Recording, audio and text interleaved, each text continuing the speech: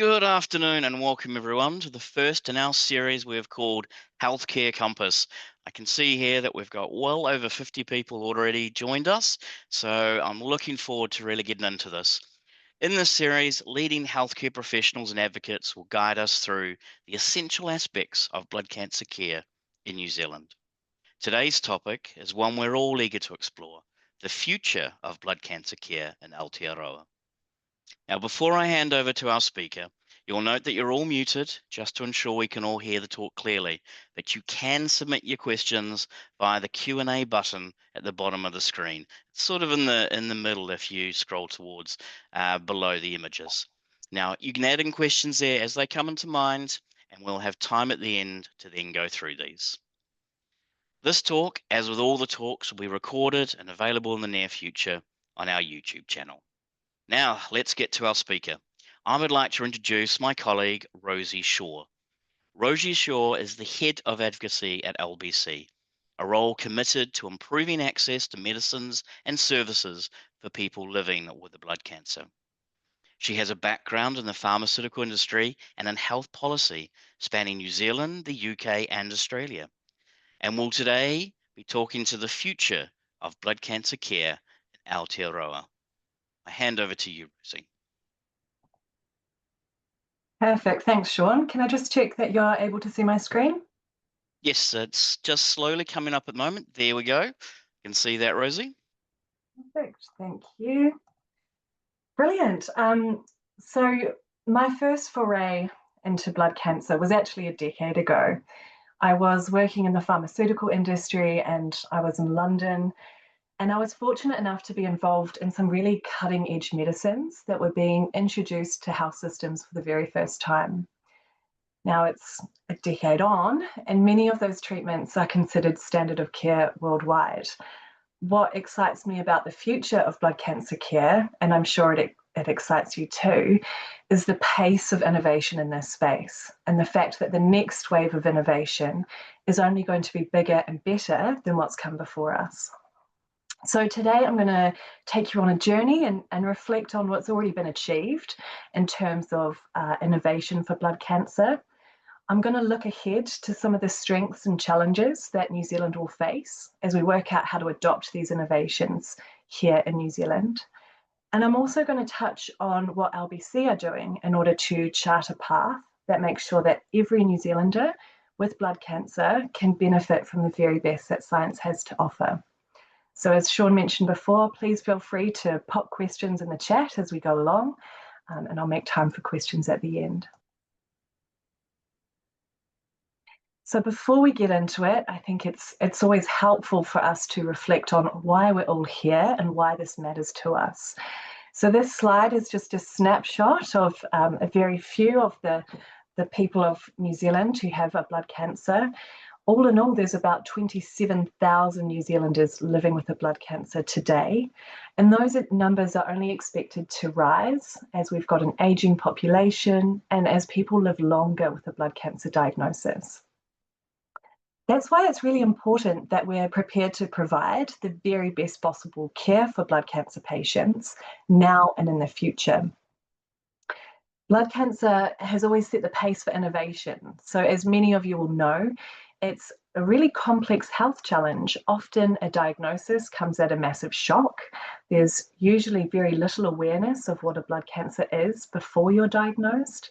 There's very little that can be done to prevent or to screen for it. And once you receive a diagnosis, you're very dependent on the treatments that are available to you. Because it's such a complex health challenge, it's not like a solid tumor where you might just shrink it or cut it out. The solutions that are required for it are really sophisticated, and that's why it's often been at the forefront of medical innovation. The good news is that outcomes have changed dramatically in the last 20 years, and they're set to improve even more in the next 20 years. In fact, many blood cancers that were previously considered to be terminal are now considered either chronic or even curable conditions. So this is a bit of a timeline in terms of where innovation has taken us to so far. And I mentioned it's been at the forefront of some of medicine's biggest breakthroughs. Interestingly, treatments that are often first tested in blood cancer have gone on to transform care for solid tumours and even some non-cancer diseases.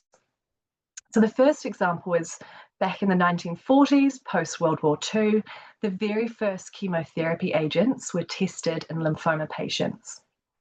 In the next decade, by the 1950s and 60s, combination chemotherapy regimens in leukemia and lymphoma started to deliver the very first long-term remissions. And these successes paved the way for chemotherapy in solid tumours as well. Now, this is a snapshot of what was happening internationally. It's not necessarily reflective of the blood cancer care in New Zealand, but taking a global view, in the 1960s was when stem cell transplants were first started being used. And this was a really novel approach because for the first time you were replacing the diseased blood system with healthy stem cells. And this offered the first chance at long-term remission or even cure for many patients. In the 1990s, this is when I was born, we got the very first targeted therapy. So some of you may be familiar with rituximab. It's a monoclonal antibody that was originally used in non-Hodgkin lymphoma. And this was a turning point because it showed you could design medicines that target specific cancer cells. It was a step change from using broad chemotherapy to more targeted therapies. And this trajectory only continued throughout the 2000s, where we saw a whole new wave of similar drug classes, all based on targeting specific cancer signaling pathways. So some of you may have heard of imatinib. This was the first tyrosine kinase inhibitor, and it really revolutionized chronic myeloid leukemia. For the myeloma patients in the audience, you may be familiar with proteasome inhibitors, such as bortezomib, or immunomodulatory drugs, such as daratumumab. In the 2010s, the focus shifted to harnessing the patient's own immune system. So one example is CAR T cell therapy, that is chimeric antigen receptor T cell therapy, and it involves reprogramming a patient's own immune cells. The same decade saw bispecific antibodies, and these act as ready-made connectors. So they essentially connect a person's immune cells with the cancer cells and force an attack. And blinatumomab is an example of a bispecific antibody that provides a potential cure for some acute lymphoblastic leukemia patients. Now, in the current decade, 2020s, we are seeing the next generation of bispecifics, and these are designed to be more tolerable and more effective for use in a broader range of patients. We're also seeing in very early trials some gene editing approaches. So this is using technology such as CRISPR that aims not just to treat, but to directly repair or switch off DNA faults that are driving some blood cancers.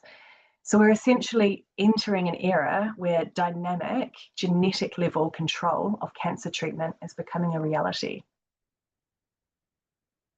So the advances in innovation are impressive, but the improvements in outcomes are just as encouraging. I will note this is American registry data, so it's not specific to New Zealand, but it is informative as an indication. This here is showing 5-year survival rates across different blood cancer types. In blue, we've got survival in 1995 through to 2000, and in green, 20 years later, we're looking at data from 2015 to 2020. And we can see in this 20-year gap, survival has improved dramatically for many blood cancers. In some cases, it has more than doubled survival. So we see conditions like chronic myeloid leukemia and myeloma. The turnaround in particular has been extraordinary. Where once survival was very low, many people are now living long and full lives. So the key point is that advances in research and new treatments have given people more time and better quality of life, and they point to more hopeful outcomes than what was possible in the past. So what innovation means for patients is living longer and with better quality of life, But more importantly, it's all the opportunities that come alongside that. And all the blood cancer patients I've spoken to over the years, they all say the same thing. They just want more time doing what they love with the people that they love. Now, David Downs is a bit of a media personality. Some of you may have heard him tell his story. He's a great example of what innovation can achieve for people. He's a self-proclaimed genetically modified optimist. He's also a comedian and an author, and he was diagnosed with non-Hodgkin lymphoma back in 2017. He was faced with a really grim prognosis and several rounds of chemotherapy, and turned to writing a blog called A Mild Touch of the Cancer. His storytelling was really well received, and it actually caught the attention of a US-based clinician who then invited him to partake in a CAR-T trial in Boston. So David was lucky enough to receive CAR-T cell therapy, and 8 years later, he's still in remission. Since then, he's gone on to start a Down with Cancer campaign to help fund CAR-T trials in New Zealand. So for him, it's a real passion project of having the opportunity to tell his story, to give back, and to make sure other Kiwis also have the same opportunities. Now, in a few weeks' time, as part of this webinar series, you'll hear from Dr. Philip George and Petra Minahan about CAR-T cell therapy in New Zealand. I would highly recommend watching it, but for today, I will cover a little bit of brief background on what the therapy is, because it is quite cutting edge and very exciting. So it works by taking a person's T cells out of their blood, reprogramming them in a lab to recognize and kill cancer cells, growing millions of copies, and then reinfusing them back into the patients. It's particularly exciting because in some cases, it can offer a one-time treatment with long-lasting remission. Now, this process of taking blood cells and genetically re-engineering them is high cost. It's quite an involved manufacturing process, and so that affects which health systems can fund it and use it. In Australia, there are 3 CAR-T cell therapies that are currently funded, and there's a 4th that is expected to be funded later this year. And these are all across different types of blood cancer. When you take a look at the situation worldwide, there's actually 7 different CAR-T cell therapies that have all been approved by the FDA. Now, this is interesting to keep in mind because none of these 7 have been made available in New Zealand. Large pharmaceutical companies don't tend to elect to launch their CAR-T cell therapies here. And that's because we don't really have the policy framework or the level of investment that's required to make it a reality. What we do have, though, are very smart minds, and we have local researchers and biotech innovators that are building homegrown CAR-T solutions that are designed to be more affordable and more accessible. So this is just a headline from an article. It's a few years old now, but it's still accurate today. The Mulligan Institute, based in Wellington, have collaborated with Aotearoa with a local manufacturing model that offers CAR-T at a lower cost. Some of you may be familiar with their clinical trial program, Enable. Enable 2 is currently underway, and this is giving New Zealanders with diffuse B-cell lymphoma access to CAR-T in our own hospitals. It's also helping to build the evidence and the infrastructure that New Zealand needs for wider rollout to other patients. So in order for this to become standard of care and available outside of clinical trials, we still need political will, we still need investment, and we still need clear policy frameworks. This is a really cool homegrown solution, and at the moment, it's the only way to make CAR-T truly accessible to Kiwi patients. It's interesting in the sense it acts as a flagship program, and it's forcing us to modernise our policy and legislation and improves access to innovation for New Zealanders.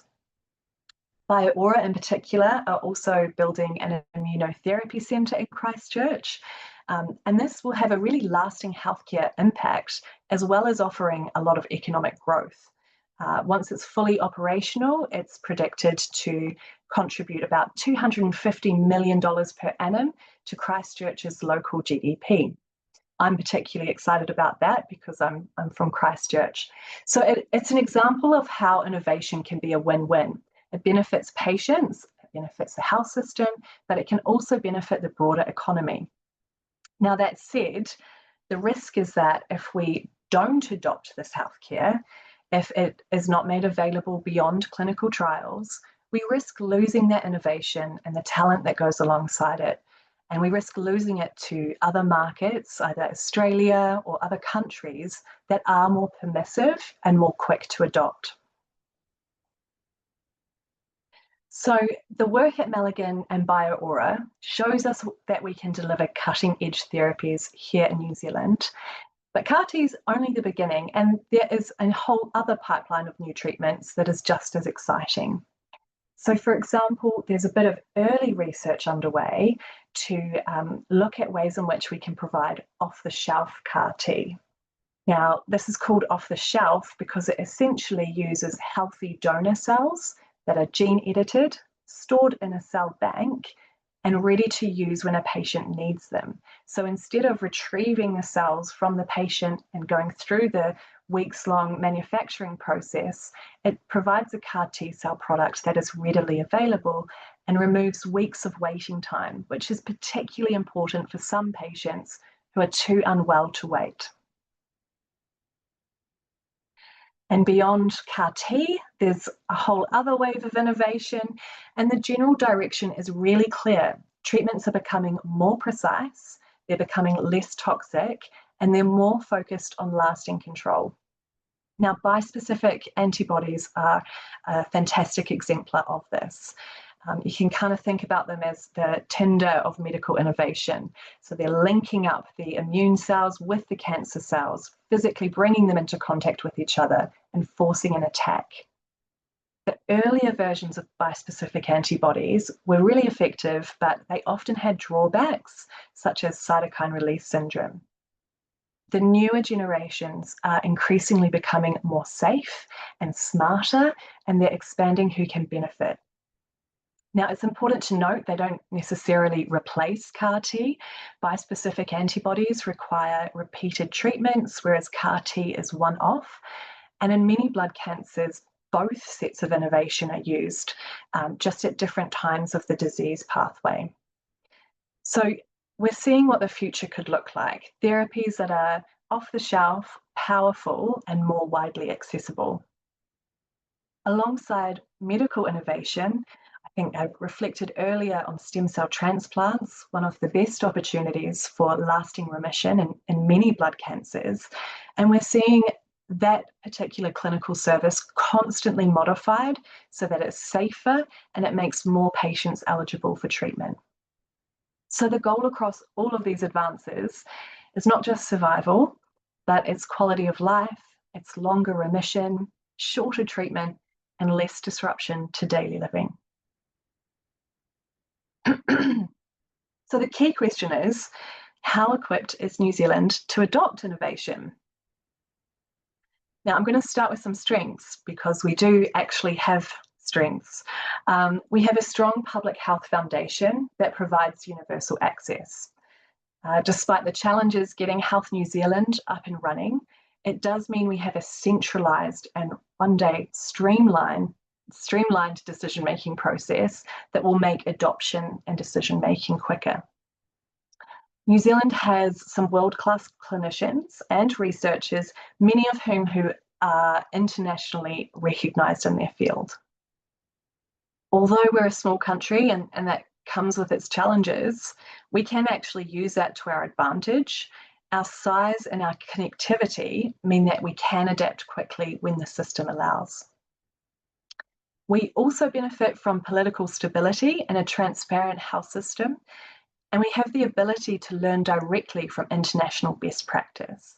So whilst we might not always be at the forefront of innovation, we can adopt innovation where it's been adopted and it's clearly in regular practice overseas.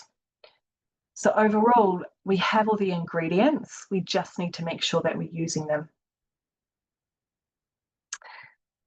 we also have some challenges. Our policy often lags behind science.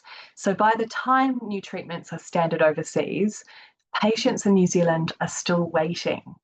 Decision making is slow. We often take years to decide whether or not we want to adopt a new health technology, despite it being clear that it is used as standard of care internationally.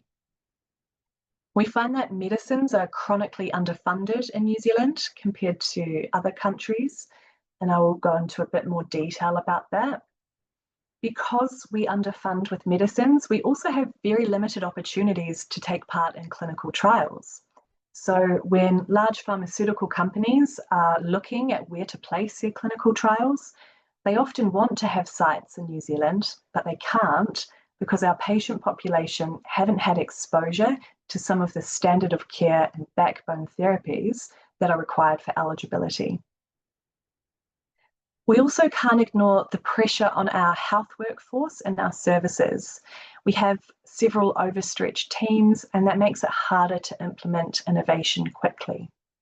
Some of you may recall last year, Pharmac, the Crown entity responsible for purchasing medicines in New Zealand, received a really significant uplift, which meant that it could fund many more medicines. Now, unfortunately, lots of those medicines were IV, so they required infusion, they required hospital beds and clinician time, which meant that Health New Zealand also needed a budget uplift so that they had the capacity they needed to deliver those additional medicines. And that really signals how overstretched our health services are. You wouldn't see that happen in other health systems. Generally, health systems expect to fund new medicines every year, and they're sufficiently supported in order to do that. So overall, we have the talent, we have the infrastructure, but we often lack the policy settings, the investment, and the speed that's needed to match it. And bridging that gap is what will determine how well New Zealand can deliver innovation to patients. So I think historically, New Zealand has held this sentiment that we're a small country, we're poor, drugs are really expensive, and of course we can't fund them all.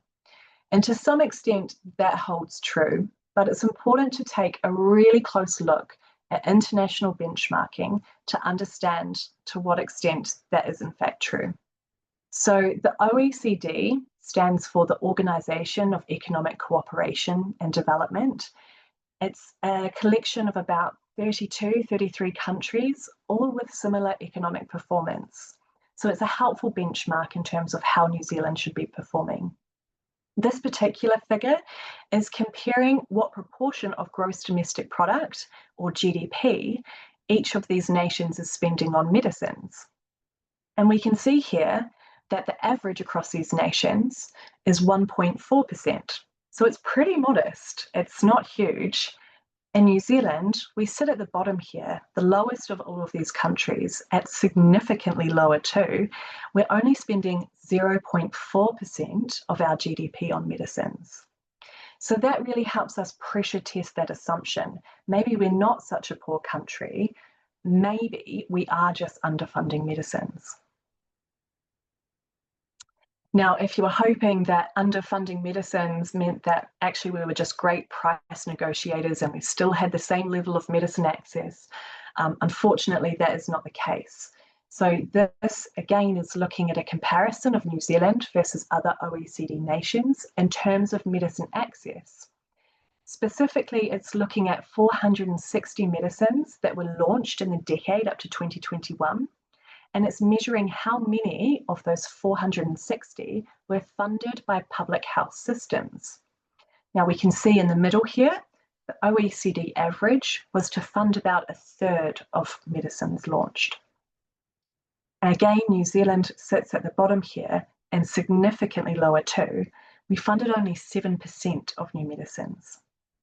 Now, reflecting on that innovation timeline I showed you before, we know that there are some significant new advances in blood cancer. And so by limiting medicine access, blood cancer patients in particular feel this gap. because many of the therapies we've talked about, the targeted drugs, the bispecific antibodies, they're often funded overseas, but they remain unavailable or very restricted here. So, how do we maintain this underspent and restricted access to medicines? And that would be the policy and legislation that defines Pharmac's purpose. So Pharmac's statutory objective is to deliver the best outcomes possible within a fixed budget. And that statutory objective was designed in the 1990s when Pharmac was first originated, and it made sense in the 1990s, but it doesn't reflect the pace of today's science. Because that is the basis from which Pharmac operates, and because Pharmac are significantly underfunded by the government, the result is that the medicine decisions are framed around cost containment rather than timely access to the therapies that patients need. And this is just a snapshot of an article from earlier this year, which summarizes it perfectly, that Pharmac's approach is no longer fit for purpose.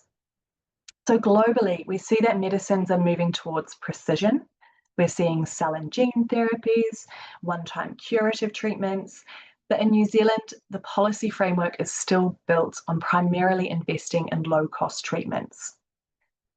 This approach actually undervalues therapies that have a high upfront cost, but that deliver allocative efficiencies across the health system. So, for example, a one-off curative treatment might reduce the need for years of chemotherapy. It might reduce the need for repeated hospital admissions and other costly interventions. But these health and fiscal benefits are often realized over several years and across different parts of the system. So Pharmac's fixed budget objective prevents them from being properly recognized. If we do want to adopt innovation at pace, we need a statutory objective that enables long-term value-based decisions, not just annual cost containment.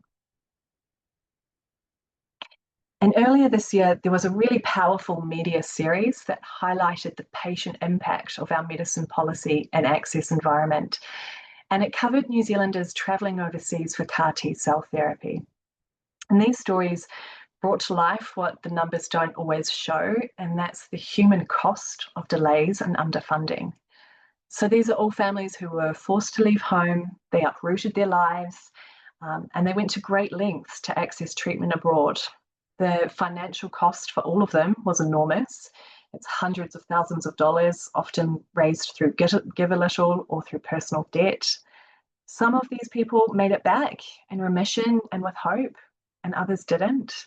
And the contrast between these outcomes shows us how much hangs on access to timely treatment. Access to treatment is more than just a health issue. It's about the dignity and livelihoods of Kiwis who shouldn't have to go to such great lengths to access these treatments. So, what needs to change looking into the future so that this situation doesn't persist? Well, first of all, we can learn from overseas, and I touched on this earlier. Other countries have already shown that timely assessment and funding of new treatments is possible. New Zealand doesn't need to reinvent the wheel. New Zealanders aren't built differently to any other humans on the planet. We just need to be ready to adopt international best practice.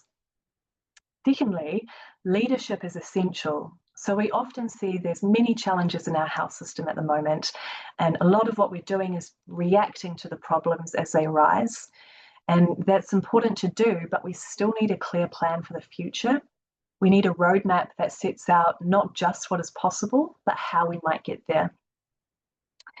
Third, our policy settings need to open the door to innovation instead of slowing it down. We need to show that we're open for business, and we need decision-making that keeps pace with science. Part of being open for business means showing that you're willing to invest in a health intervention when it works. And that's why this one down at the bottom here is probably the most important. We need investment, we need targeted funding, and without it, we can't bring new treatments into the system. We can't unlock patient access to trials, and we can't take advantage of the new research that's happening. So overall, New Zealand has the talent, we have the ideas, but we just need to learn from overseas. We need leadership and policy reform and investment in order to make sure that that innovation can reach patients. So these are some of the broad key levers that we need to shift. And at LBC, we're already doing quite a bit to help shape this. So we're not only supporting patients, we're also actively shaping the system to make it work better for patients. As recent as yesterday, I had the opportunity to present directly to the Health Select Committee, and this meant I could put medicine access firmly on the Parliament's agenda. Our Chief Executive, Tim Edmonds, represents us on Pharmac's Consumer and Patient Working Group. So this is a group that were established to inform Pharmac's Reset program. So Pharmac are actively undergoing reform, and that's being informed by the views of consumers and patients through Tim Edmonds' presence on that group. We're also chairing a coalition of 10 cancer NGOs, and we're working together to make sure medicine policy is a political priority ahead of the next election. So these efforts show that we're driving change on multiple fronts, with government, with Pharmac, and through civil society leadership. So what does optimal adoption of innovation look like in practice? If you thought I was going to compare us to Australia, then you thought wrong.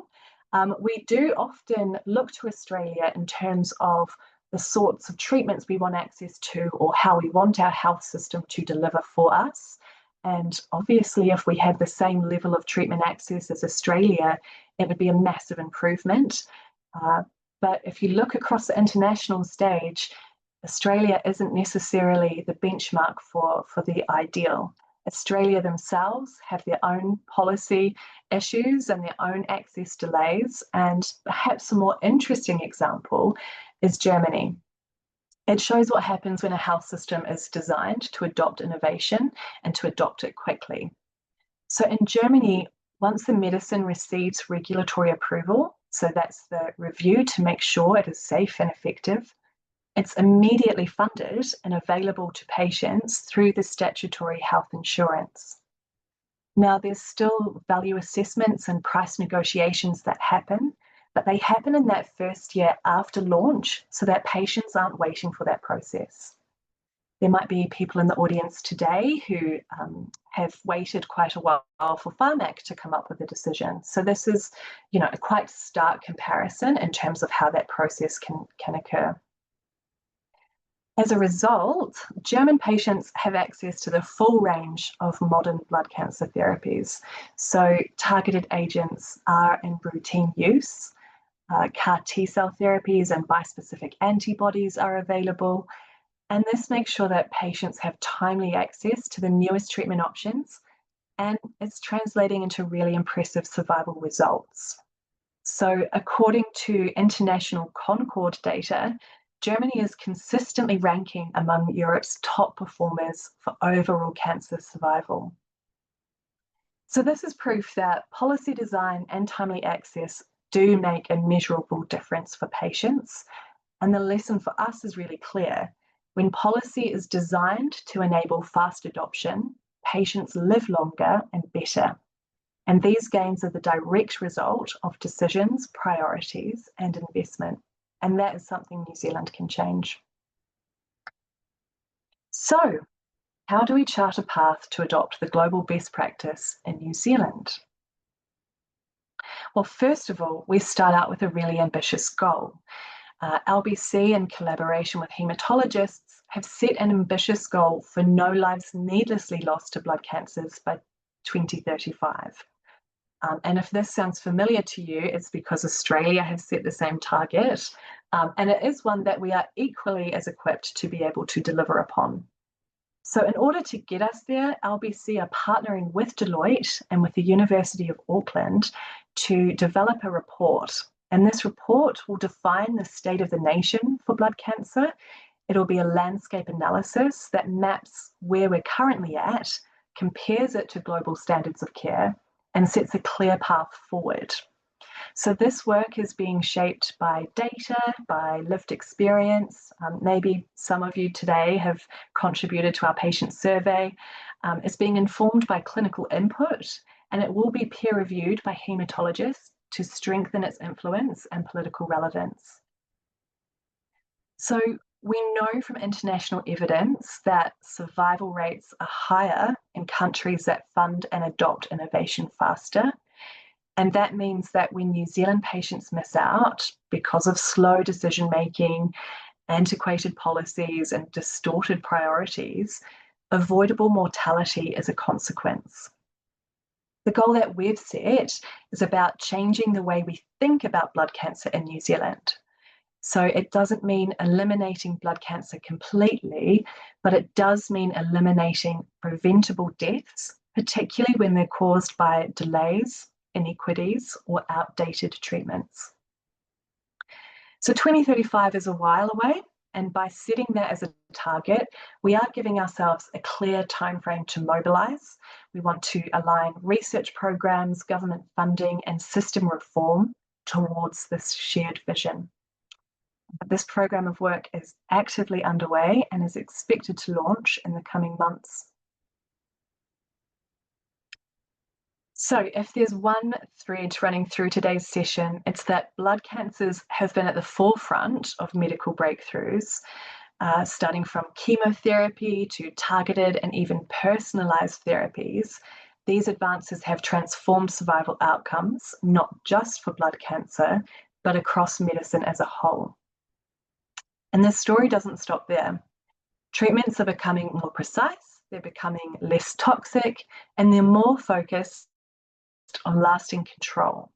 So the trajectory is moving away from blanket chemotherapy, and it's moving towards highly targeted therapies that not only extend life, but improve quality of life as well. Here in New Zealand, we actually have the foundation to deliver this innovation quickly. We have a really strong public health system. We are small and connected, and our clinicians and researchers are world class. But the reality is, our current policy settings and our chronic underinvestment mean we can't take full advantage of that. So we're ready in terms of capability, but not in terms of policy or funding. And that's why we've set a clear and ambitious goal. No lives needlessly lost to blood cancer by 2035. And that goal is a call to action. It recognises that the science is there, the expertise is there, and what's missing is the system's willingness to adopt change. So through our roadmap and our action plan that's being developed alongside patients, clinicians, and researchers, we're charting a pathway to get there. So breakthroughs in treatment exist, and the future is really promising. If New Zealand align our policies and investment, we can deliver a future where blood cancer no longer takes lives needlessly.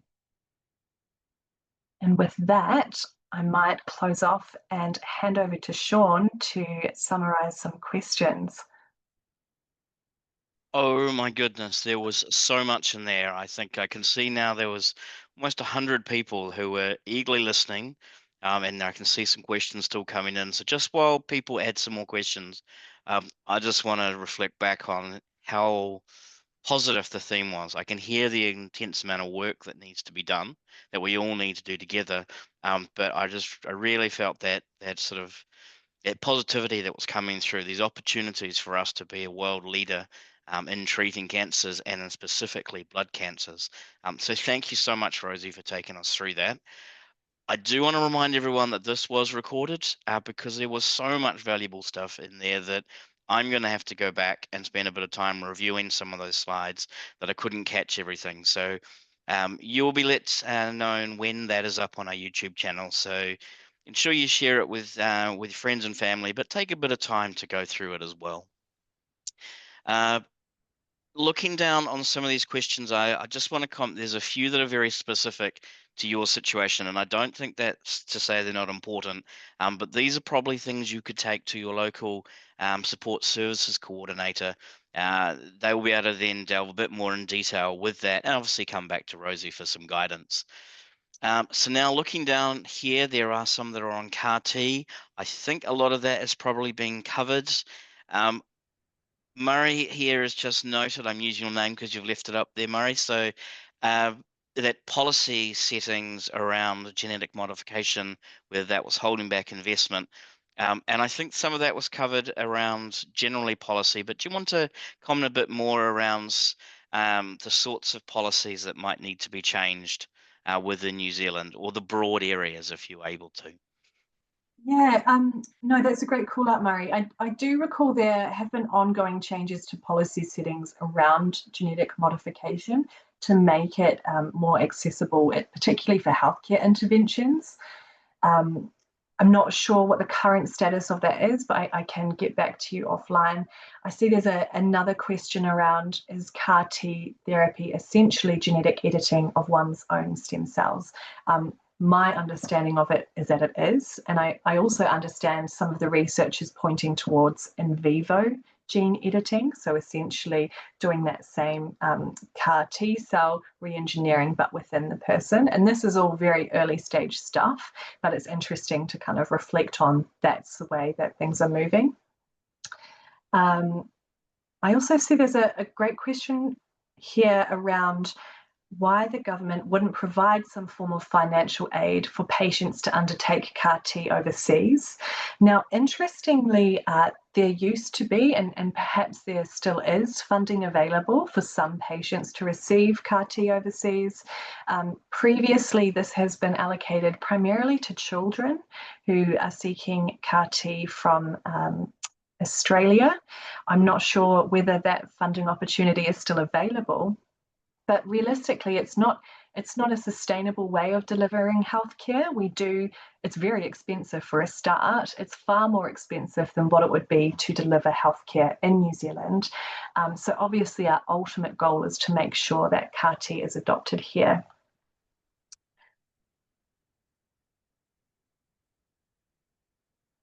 So I'm just flicking through other questions. I see there's some specific ones around pharmac applications for daratumumab in frontline. This is quite specific, but for myeloma patients on the call, daratumumab is a drug that's now become standard of care in frontline myeloma treatment.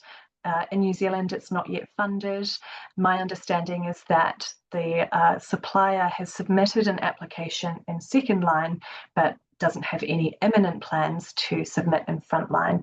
And again, this is largely due to some of the financial restrictions we have as a nation, the issues that we have with medicine underfunding, and how difficult it is for us to fund expensive medications for a large group of patients. Now, that's not to say it's the right decision, because it absolutely should be available. And it's important to reflect on the fact that where other countries do invest in expensive medicines, they're doing so on the basis that it is cost effective. So yes, there might be a high price tag, but if that person is able to live longer, continue working, enjoy their life, spend less time in hospital, then it's absolutely the right thing to do from an economic standpoint, and arguably from an ethical standpoint as well.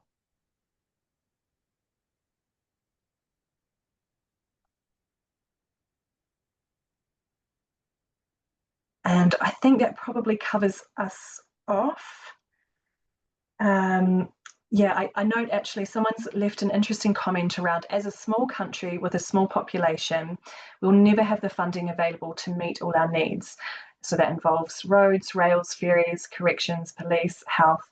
And it's a very good point. We don't have the same tax revenue that other countries have to play with. We don't have a separate tax fund we don't have a statutory health insurance, for example. And arguably, if we want a future where we've got a really robust public health system, maybe we do need statutory health insurance that sits separately to that. What's interesting though is that we do actually provide considerable funding towards other parts of the system. So transport in particular is a very well-funded part of New Zealand's system. And we see that the way that funding is often justified is about the value of a life if someone is involved in a road crash, for example. which I believe is measured to have downstream societal effects of around $17 million. Now, when we take that same sentiment and we apply it to health, or medicines in particular, we don't value life that same way. We don't look at the broader societal detriment that happens when a person passes away because they don't have access to medicines. So it's an interesting debate, but we value life differently across different sectors of government, and that's a large part of how we've ended up in a situation where we underfund medicines. And that's something that actually LBC are looking to inform and shape in the lead up to the next election and the lead up to the next budget cycle, so that next medicine budget bids do appropriately reflect the opportunity that happens when we invest in healthcare.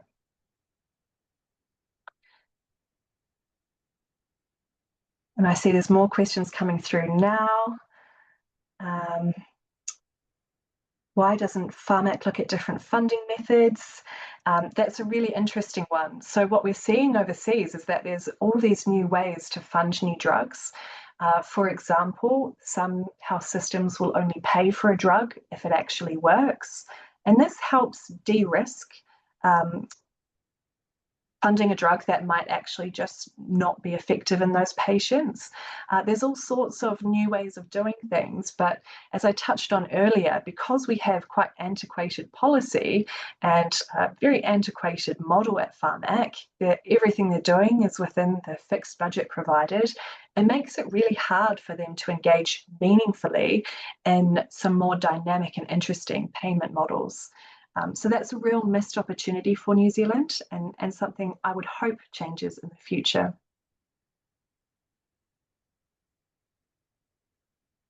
And I think that probably covers it for questions. Thank you, Sean. No, thank you, Rosie. I think that was an amazing amount of information that you've been able to give us. And thank you for those people who sent those questions through. I think it really opened up a little bit more of a sort of a reality component to all of that information we had. So again, please go and talk to your local support services coordinators if you have further questions that you'd like to raise, with Rosie or with us in general. As you can see, this is not just a presentation on something static. This is the beginning of a 10-year plan to make these changes, to bring through these opportunities, and ultimately be there to support you guys on your journeys. Right, just before we go, a reminder that this Healthcare Compass is running all the way through September, September being the Blood Cancer Awareness Month. So next week, we hope you'll tune in on Thursday, the 11th of September, to Self-Empowerment from Hospital to Home Community Care. So highlighting the importance now where the GP's primary care sits in your support and in your ongoing treatment journeys. So hopefully we'll see you next Thursday. And on that, I wish you all a very good afternoon, and thank you again to Rosie.